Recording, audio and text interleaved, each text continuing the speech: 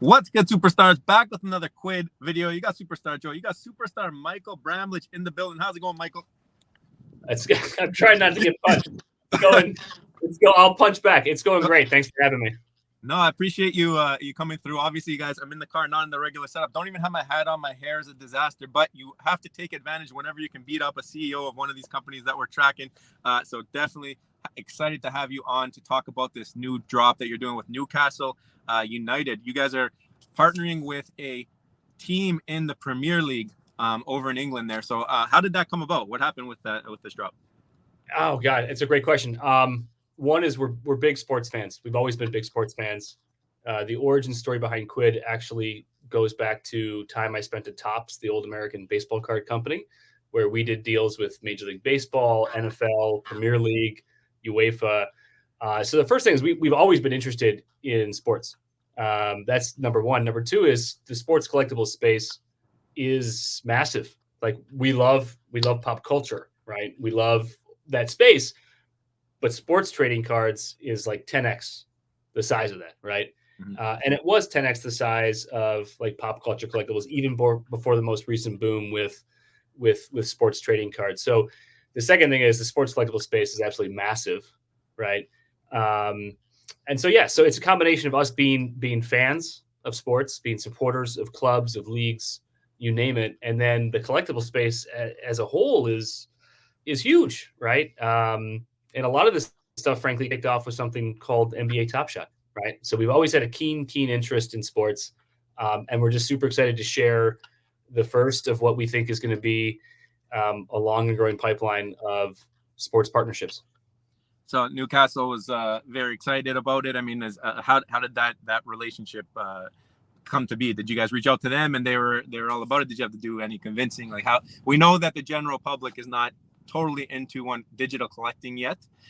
We have strong beliefs in that and that they will come around. It's always curious to hear how these outside companies that weren't taking part receive it, right? So that's a really, really good question. And to anyone who's listening, anyone who's watching, anyone that follows you or follows us, like we should all recognize we're at the forefront of a movement, right? I think we're at the leading edge of how the world's going to collect in 3 years, in 5 years, in 10 years, right? So to your question, how it came about, we go talk to lots of clubs, we talk to lots of leagues, we talk to lots of players associations, and we sit down and we sort of discuss, hey, here's what we do. And then also, what are the needs of your business? And where we found this really like unique intersection that I think really like leverages the capabilities of digital trading cards, digital collectibles, is you have these sports leagues, you have these sports clubs that are increasingly going global with their audience, right? You've got fans in Latin America where a player now plays in England, right? And they want to stream the matches. They want to buy the merchandise. They want to collect the cards. Physical products don't travel that well, right? It's hard to get a piece of cardboard from the northeast of England into the hands of someone in Venezuela, right? Or let's say Asia, right? So you have sports going increasingly global year after year after year, right? And you've got these streaming services and these live matches that are making for almost like a monoculture around the globe, that are making for like a collective event where if you're a fan of the club or want to watch a big match, like you're going to stop what you're doing, whatever time zone you're on, and you're going to tune into this thing, right? And so we think digital collectibles, digital trading cards, NFTs, they present a unique medium that travels really well, that's like totally borderless, that can connect fans wherever they are all at the same time with one shared experience. So it really lines up well when you talk particularly to European sports licensors, and you deal with a sport, I'll just say football, right, that is entirely global, and then you articulate the benefits of digital collectibles in terms of how they can instantly serve a global audience. And there's a really good pairing. Because simply put, it is kind of hard to get one physical trading card simultaneously in India, in Asia, and in South America at the same time. But a digital trading card can travel exceptionally well across across all those borders and actually unite an audience of fans and collectors globally all at the same time. So it really is this nice mix of there's a need to innovate and a need to reach across borders around the globe to hit fans wherever they might be. And this is a medium that we know, right, as early adopters, we know travels exceptionally well. Yeah, I mean, you just hit on it there. You mentioned that it's unique. It's a different collecting medium that can be around the world in a second instantaneously. Actually, you put out a tweet yesterday when you were talking about the drop, and you mentioned that these are cards that are like supercharged. I forget the word that you used exactly. Is there something unique about this drop beyond being digital? Is there more to it? I can't comment on what that might be, but we use the word like superpowers. We use the word capabilities. You've seen some of this innovation in the NFT space, particularly over the last few years, where ownership of a digital asset can act as a ticket for entry, right, into a virtual experience or a physical experience. I think you'll see us pushing the boundaries on what this medium can be. I think you'll see us pushing the capabilities of what you can do with these objects, which again is another distinction between the medium of cardboard. And don't get me wrong, the whole team here grew up as baseball card collectors and football card collectors in the physical format, and those are fantastic. There's a place for that. But when you deal with this new medium that's instant, that's fun, you can rip 10 packs in 10 seconds or less, you can trade instantly with someone around the world, there's no shipping, there's all these benefits, right? You really want to exploit that. You really want to expose that. You really want to sort of triple down on that. So there's nothing to announce today about Supercard or what these could become, but certainly stay tuned for more news. There's plans. That's what everyone likes to hear. So the other thing I'm going to talk about, and we're talking about cards here, you guys recently announced a partnership with Leaf, the former Pro Set there. If you guys are into card collecting, you'll recognize the Pro Set logo from the 90s and all their card collections that they've had. And I did notice in this collection on your page, you have mentioned some of the collectibles are Leaf collectible inserts or something like that. Is that any relation to physical side at all, or is it just that they have a different logo on them? Like what's that? Yeah, nothing to like announce yet about digital physical. Nothing to announce yet about hybrids. Certainly, I mean, stay tuned on where that could go, but nothing to announce on that. I think as it relates to Leaf, we want to develop sports collections and sports drops that are very inclusive, that are very big tent. You might criticize the collectible space today as a bit tribal, right? You've got a group of NFT collectors that are, if it's an NFT, it's God, and if it's not, it's terrible, right? You have another group of physical trading card collectors that might be considered like people that only listen to music on vinyl, right? And don't want to transition to Spotify and to stream, right? You've actually got another group around sports collectibles that we think is very interesting, which are people that collect on Ultimate Team, right? Whether it's FIFA Ultimate Team or Madden Ultimate Team or the sort of my team mode on NBA 2K. That's a form of collecting. It just happens within a mode of a video game. We look at it very inclusively, and we're like, actually, individuals that participate in those three groups, whether it's NFTs, whether it's off-chain digital collectibles, whether it's physical trading cards, whether it's Ultimate Team cards, we're all scratching the same itch, right? We're all ripping packs. We're all having fun, right? There's no reason to be like exclusive or tribal, right? So we want to basically build a big tent. We want to attract as many people that have that collecting itch they want to scratch, and we do want to introduce streaming to vinyl, right?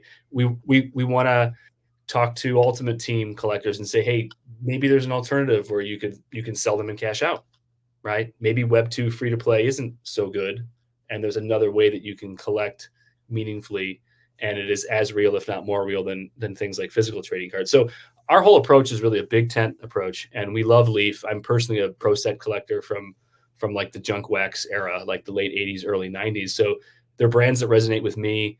They're great vintage brands. They're beautiful cards that really like bring you back to that nostalgia of the early 90s.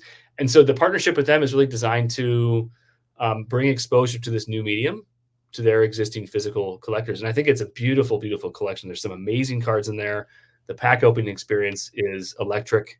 And we hope that in our partnership with the great company Leaf, we are working with them to introduce to their collecting community what might be the best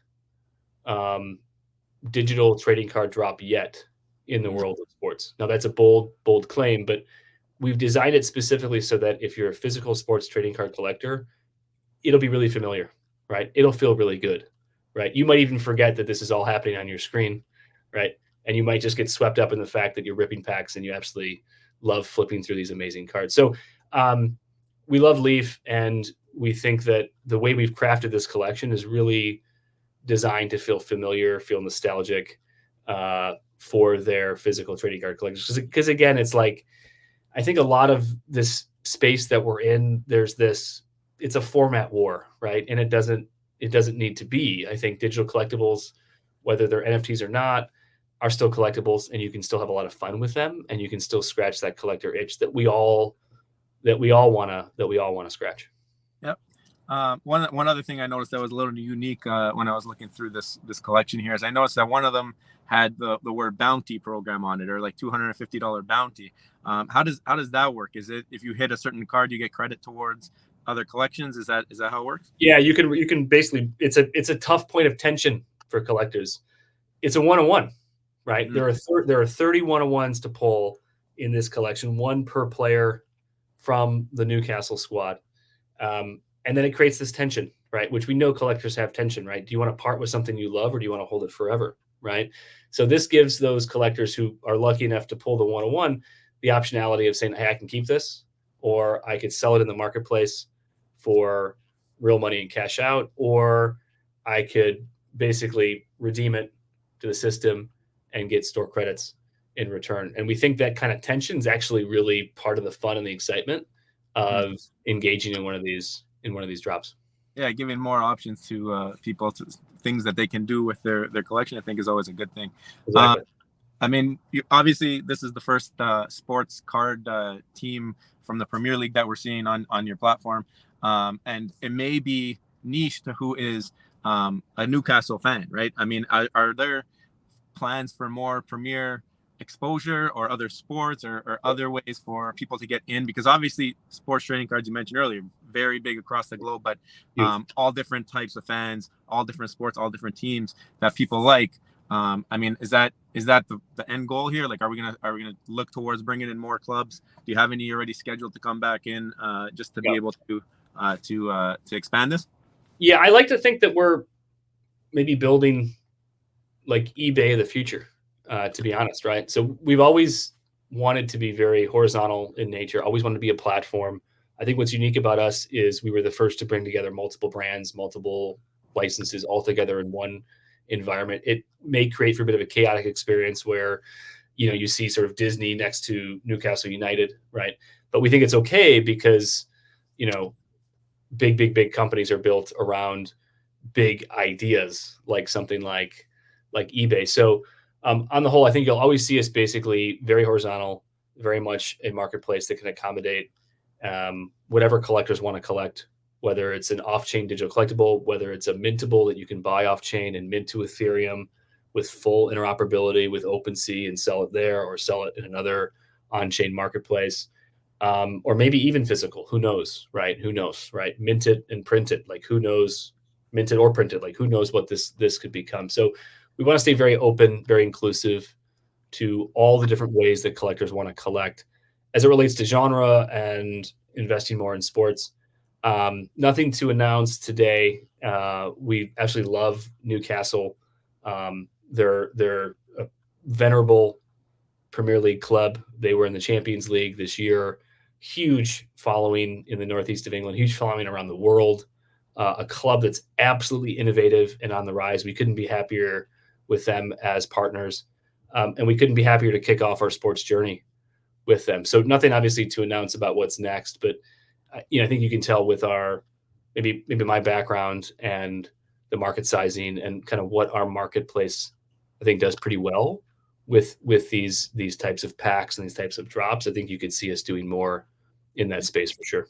Yeah, I think you guys are starting out in a good place. Obviously, the Premier League has some of the most passionate fans in the world. We see them on TV all the time, and just incredible. Would love to have that type of environment at some of the games we have here in Toronto. So Yep. it's something we look forward to. I mean, we're building stadiums in Toronto to try and mimic that, obviously not to the scale, but I've been to our BMO field here with our Toronto FC, a lot smaller club, but at the same time, the fans come out and they try to do that, right? Football brings people together like that. So. Yeah, I mean, and I'm under a contractual obligation to say football, not soccer, but I think there's something special about the football community. It's global in nature.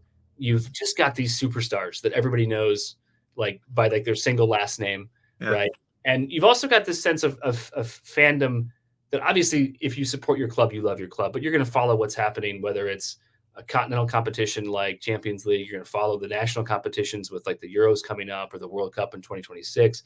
And obviously like soccer/football is the global sport, right? So going back to what I said about working with these brands and these partners, if you think of one sport in particular that has that need to travel really well, right? And has to innovate to find ways to engage fans wherever they may be, they're the perfect sport to really get started with because they truly are the most global in nature. So we're just thrilled to partner with them, thrilled for this first drop. It's a multi-year partnership, so there's going to be drops over and over and over again. Tons of innovative things yet to come. We haven't even talked about the good stuff like video moments or like autographs, right? There's so much amazing innovation we can do there. And, this is the first of many that you're going to see from us. So whether you're a sports fan or not, whether you're a Newcastle fan or not, you've got just loads of goodies with this drop. A first appearance, instantly mintable to Ethereum,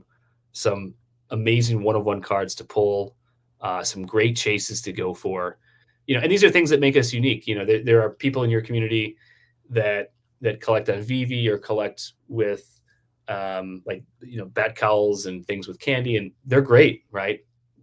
This, I think, is a drop, not just in terms of an IP perspective that distinguishes us, but the way that you rip packs, the way that you can instantly sell them, the way there's leaderboards and chase elements. It really is a different form of collecting. And I think anybody, no matter how invested they might be in one community or another, there is something to look at here. Basically to plug it, like while supplies last, there's like 2 free packs to rip for every collector, right? I saw that. You guys are giving a couple of free packs for people to test it out. I also noticed that some of the pricing is actually very, very affordable. That's one of the things I've noticed from your platform. You guys try to be accessible, it seems like, to a lot of people. I actually purchased, I was saying it yesterday on our live stream, the Pez drop that you guys did. So that was a lot of fun to get high quality 3D Pez. It was in the colors of the channel here, so definitely had to go for one of those. But again, it doesn't break the bank, and it's something that you can dabble in and see if you like it. Right? Well, everyone talks. Again, we're happy to straddle Web 2, Web 3. We're happy to straddle pop culture and sports. Right? We think collecting can be for everyone. We actually think our mission is to use technology to increase the number of collectors on the planet. Right. One way I'll tell you to not increase the number of collectors is to make the initial price point more expensive. Right. So we're striving to find this balance where it's a healthy business, it's good for our licensing partners, it's a fun experience to get into. You can pull something super valuable, but also if you don't want to break the bank, you can get a couple of free packs for every drop. You can spend $10 or have a $20 entertainment budget per week that you tap into, and that's it, right? And so I think we can straddle that medium, and doing cards is one unique way to do that. And certainly doing packs is another unique way to do that. So I think regardless of what community you're in, whether you're full on in crypto or you're crypto curious or you're a traditionalist around cardboard, or whether you're a big whale who wants to spend a ton or someone who's just curious and wants to spend a little bit, I think this drop kind of has something for everyone. And is definitely worth checking out because it does feel really good for us that it sits adjacently to some of the other, really strong collecting communities out there, like a veve or like a Top Shot, right? There is something distinct here that if you're in that community or that community, it's doesn't mimic them. It's its own unique thing that seems to fit complementary to what they're doing. Yeah, that's what we do all in this channel. Our Discord, we have a Quidd chat. We have a chat for all the projects that we cover over there, and all the latest and greatest people are keeping up. And we noticed that all of them usually have somebody in them from week to week at least, and people are always looking at the latest innovation. And I think the more players, the more innovation that we're going to see. Last question, I guess it's not even a question, it's more of a topic, is our channel is based on utility. We have our own NFT project that we've launched where we try to pump utility into that. You put out a slogan, I think, for this drop where it was experience matters more. I think you kind of hinted at that when you're talking about your leaderboards and other ways that you can have a pack ripping experience, that type of stuff. I guess and I think you kind of mentioned it too. You kind of hinted at how there's the ultimate team stuff where you can buy packs, and then in those cases you actually can play the games and set your lineups and do stuff like that. So I think you guys have an opportunity here because you have kind of ownership could be proven or built, and bought and sold, and you have that marketplace. So is there, I guess, I don't know how much you can talk to it, but utility for things like these packs of cards, or is it going to be strictly like the collecting, buying and selling marketplace, and then I guess leaderboards for sets like that type of thing? We have a really almost contrarian view on this. Like, I think as the price point increases of, let's say, an NFT, that thing better dance for you, right? If you're going to spend thousands of dollars to be part of an exclusive community, that better open some doors for me, right? In the real world, right? But I think as the price point declines and it's more affordable, and you're not having to, let's say, invest in something, you can just nibble here, nibble there, collect a little bit. Then it's okay for the utility to just be, hey, it's a collectible. I own it. I can sell it. I can use it to complete a chase and rank in a leaderboard and unlock an award. Like, nobody really is walking around saying, I'm not going to buy a pack of physical baseball cards because there's no utility. They're still like, no, dude, I want to rip this, man. I want to pull a hit card. I want to see what I get, right? So our approach to utility is it's essential for certain projects. Don't get me wrong, right? But it usually is inversely related to, the need for it is directly related to the price one has to pay. So if you keep the price accessible, if you offer 2 free packs for every drop, maybe you don't need to have a whole metaverse over here to have it make value. Now, it's not to say that there aren't plans for things like that. It's not to say like there aren't game modes that we're looking at and things that you can do with these beyond just use them to rank in a leaderboard and unlock awards. It's not to say that innovation doesn't exist. It's just to say that we think that there's a lot of value in keeping digital collectibles and NFTs affordable and accessible and inclusive. I mean, the metaphor that we use, or the sort of comparison we make, is the number of video game players on the planet went up tenfold when the iPhone came out and when free to play was introduced, because it took a bunch of people on the sidelines that never would consider themselves video gamers and got them to play things like Candy Crush or Angry Birds. And the way that they did that was they put it on a platform that was always in your pocket, and they made the price free, right? So there's a lot in the crypto community that is right. Like, you need to have true digital ownership. You need to be able to mint these onto a blockchain and own them in a way that is completely separate from the initial company that sold it to you. You have to have permanence. You have to have peace of mind. And we talk to loads of hobby shops. We talk to physical collectors, and that is a concern they have, right? But, like, the reality is, like, if you keep it accessible, you keep it affordable, you make it fun, right? You don't have to worry about too much utility. And we think that's actually what we're trying to do here, and what you're trying to do here, and what veve and others are trying to do here, is we're trying to popularize a behavior. And one thing we're fairly certain of is the higher the barrier to try that, the less successful you'll be in popularizing it. So if I were to give a message to physical trading card collectors, I actually think it's technology, and I think it's digital, and I think it's price point that are the keys to 10xing the number of collectors on the planet, whatever format you choose to collect. I mean, candidly, we want to make our packs cheaper to rip than physical cards, right? We want to be cheaper to rip than what you can buy at Target and Walmart, and we actually think that might help grow the space even further. I think that's a good way to look at things too, because you're right. I mean, a lot of people, if you're going to be paying the same for a physical and a digital, it's going to be harder to pry people from that physical realm where they're collecting physical all the time, because they do the same thing. Like the digital, you're holding on to it. Maybe you can transfer it quicker. You can move it from one side of the planet to another, but digital has things that only digital can do. So it would be something sad if we don't take advantage of that when we're in this space. That's why we all got to work together, right? Because we're all trying to create the same thing, which is to popularize this new medium, popularize this new format. And like one thing to say that is fairly controversial in the space, but the largest sports trading card company on the planet is actually EA. It's not Topps. It's not. No, it's look at the math. It's EA. There's more humans, tens of millions, that are ripping sports cards every day through Ultimate Team. That's a bigger market than for pieces of cardboard. No one really talks about that because they think it's all about the gameplay and simulation. But really, I picked up my daughter from school the other day, and another parent was telling his son, like, I just packed a 95 Virgil van Dijk today. And he was sharing his like sweet pull from Ultimate Team, right?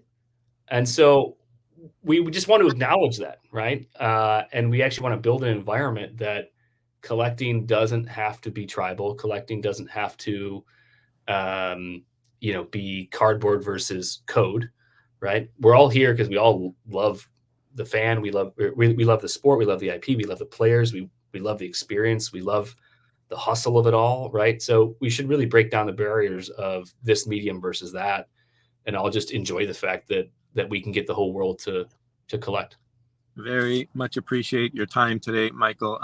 Thanks for coming on, talking about the Newcastle drop over on Quidd. So guys, if you haven't checked it out, you can go pick up 2 free packs over at Quidd and experience it, at least see if you like it, see if you don't like it. And like he said, they got a bunch of other IPs over there. We're going to try and do some pack openings or something on the channel as well during this week here, if we get some, because we know supplies last, right? So we'll hook you up. But as always, like, thank you for the opportunity, thank you for the platform, and lots more to share in our next video, hopefully. Yeah, we're looking forward to seeing what you guys build. And guys, if you haven't already, don't forget, become a superstar. Smash the subscribe button down below, and we'll see you in the next one. Love you. Bye.